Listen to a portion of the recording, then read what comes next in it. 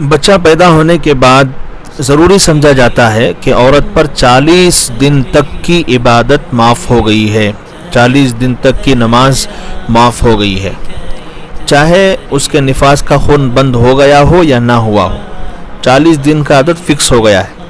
حالانکہ یہ سمجھنا شریعت کے بالکل خلاف ہے، کیونکہ شرعی مسئلہ تو یہ ہے کہ جب خون بند ہو جائے تو فوراً غسل کرے، اور اگر غسل کرنا نقصان دہ ہے یعنی شدید نقصان پہنچ سکتا ہے غسل کرنے سے، تو ایسی حالت میں تیمم کر کے نماز پڑھنا شروع کر دے۔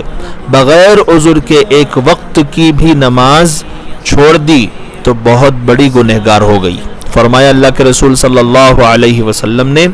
کہ جس کسی نے جان بوجھ کر فرض نماز چھوڑ دی وہ ایمان سے نکل گیا، اور ایسا شخص فرعون، حامان، قارون کے ساتھ دوزخ میں ہوگا۔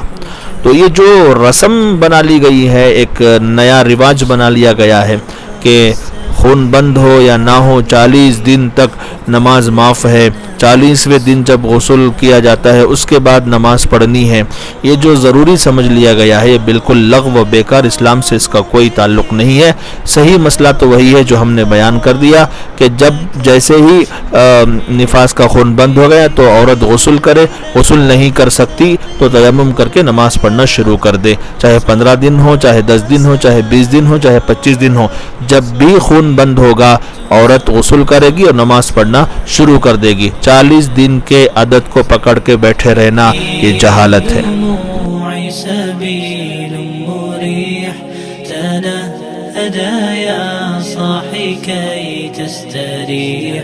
وبث الدعاء الخفي الصريح